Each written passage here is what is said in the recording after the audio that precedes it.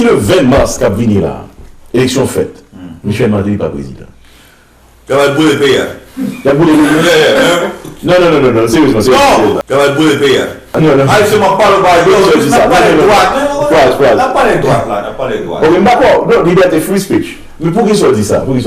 Peuple a bon changement.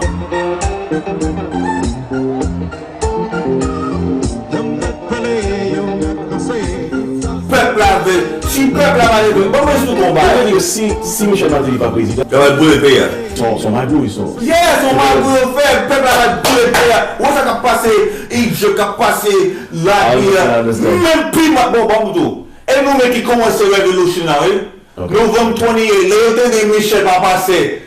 Yo pompé, haïtien pompé pour yo. Michel, c'est Michel qui fait pas faire ça. Pas pour les carreaux. Comment on va passer là? Ok, on quitte le 28 novembre là, on allait pour 20 mars. Comme journaliste, mettez à hypothétique que l'élection faite, Michel Martelly, ça possible tout. Est-ce que vous ne croyez que ça possible tout? C'est l'élection. Oui, c'est l'élection. L'élection le 20 mars, il n'est pas président. Non, est-ce que si vous n'y si peuple a choisi Maninga, pas gagné. Nous pas croire que le peuple a choisi Maninga. Jamais. Pour qui ça? Jamais. Donc, pour qui soit dit ça, frère? Parce que dans le monde, qui ça? Non, dans le monde. Comment est-ce qu'on va? Bah, ça va pas, j'en vais. Listen, you feel because we don't I want to forget about campaign. We can sit there, we can analyze the net for Jean Vlé, we get people who can analyze money, gas, c'est la Michel. All right. What do you have? What I'm saying to you is, somebody spiritual on do là, man. Big grand broker, big grand pédant, big grand cholet. Big grand broker, big grand pédant. On do ça. Ou bien tout pays sur le monde là, right? Ou bon petit pays qui est Haïti, pas dans le monde. Pas de publicité Haïti.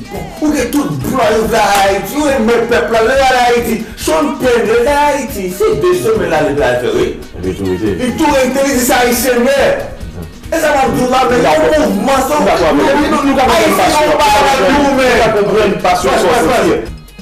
Michel Vinina ou get Ben Stiller qui parle de Michel.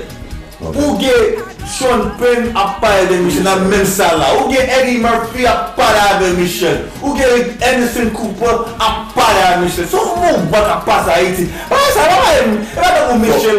Son move haïtien nous gonçons dans nous men. You want to see to believe. No, man. On finit avec question à revers. Michel Martelly devient notre président. Qui ça va passer? Oh, Valério.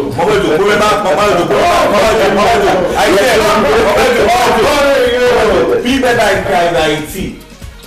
Nobody remembers because we don't have a Republican and Democrat to have a partisanship. People gonna be happy. Let me tell you. And then let me tell you what's gonna happen. Every Haitian, the diaspora out here, they're gonna want to help the country. Because Michel is about dual citizenship. Okay. He's about that. What about that? He's about healthcare, free healthcare. I mean, free education. You want to do free healthcare, but free education. Free education. He mentioned free education in all the country. For everyone. Everyone. That's going to happen in 5 years. It's going to happen in 5 years. And in the system he has for that is a great system. Okay. Free healthcare at some point. There's another thing. How about the army? How about the army forces? Are we coming back? Well, when we say army, we want to create some form of a presence, especially to secure our border. The Dominican Republic has been taking advantage of the border. Okay. We need to have so you have some force. And that's also that's important. You put people at work. At work. How about the United Nations? The minister that are here now. You know what? The minister has to leave by 2012. They're gonna leave in 2012. Yeah, that's what they're supposed to do.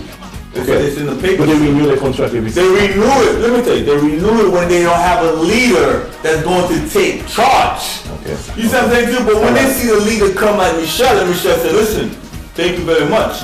Now, you know what I love about Michel? Do you know in his plan right now, the $14 billion that's pledged for Haiti is not part of his budget. Yes. He act like it doesn't even exist. Okay. Because we have to first be able to do for ourselves before we go and get money from somebody else. That's what I love about Michel. Okay. You understand what I'm saying? Very well, very well. It's very important. This guy understands. Yeah. Now, because we have to go also, before we close, let's, how does the diaspora help you guys? I mean, how can we help Michel Martelly? Okay. La diaspora, rapidement. Yeah, real quick, listen. I think what we need to do is, we have the best engineers, doctors. The guy who created the new Chrysler body is Haitian. Right. The guy who founded Chicago is, Yes. The guy who's the president of Nintendo is Haitian. We have to put all our minds and forces to go back down to Haiti and lend our ingenuity and our brain. Okay? But real quick, we're trying to put an event together. Let's talk about that. On March around 10 or 11 down in Haiti. Okay. It's a big event where Michel's going to address the whole diaspora. Okay, very We're well. going to do it like a... In Haiti, you said? No, in Miami. In Miami. Okay, we said Haiti. Okay, Miami. We're trying to raise $1 million that day. That day. Okay. Okay. So we're going to give all the information to everybody. We want to spread it out. Okay, yes. Come and support because there's a movement that's happening. All right. We need a new image. Labadji. Yes. People don't even know that's part of Haiti.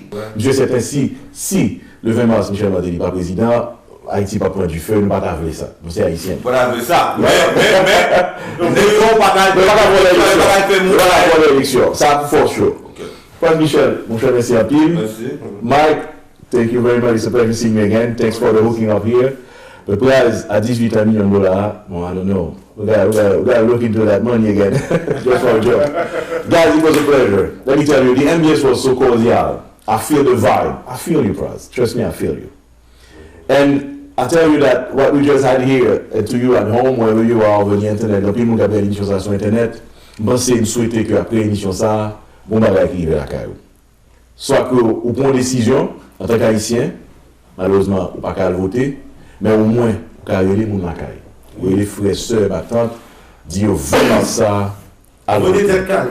Vous êtes calé. Numéro 8 là. Numéro 8 là. Pour un président ou une présidente. N'est-ce pas? C'était Valérie Saint-Louis pour l'image. Merci Praz, merci Mike. Bonsoir tout le monde.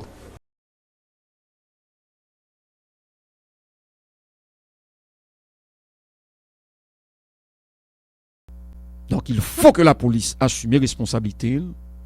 Et c'est parce que la police, justement, t'est porté le garante de la sécurité des électeurs le jour du vote qu'il faut, que tu gagné plus de 20% de monde qui t'a voté dimanche là. Donc la police, je vais être pour vous, assumer responsabilité parce que moun yo déjà prend note, yo est lovely ou fait. Moun yo déjà comprendre que de pour disposer eh bien ou bail résultat. Donc la police doit comprendre que son force que lié, il n'est pas obligé de tenter le bagage en fait pour l'agir. D'ailleurs, la dissuasion c'est un élément que la police gagne parce que c'est pas surtout al traquer bandits qui travaillent là, non.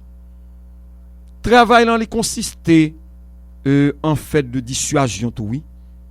Ou mettez tout bacan, comprend toute disposition pour porter coller avec bandits yo, ou dissuader yo, hein, ou montrer yo que mais ça capitaine yo si yo osé, bandit en fait bac. C'est la dissuasion. Ou obligé c'est le bah la fin fête tout le monde ouais la police sur les lieux, le prend la terre qui bandit non. La police sont force dissuasive que lié. Faut le prévenir tout. Ça capacité, hein. Faut le prévenir et pour l'empêcher que le fait.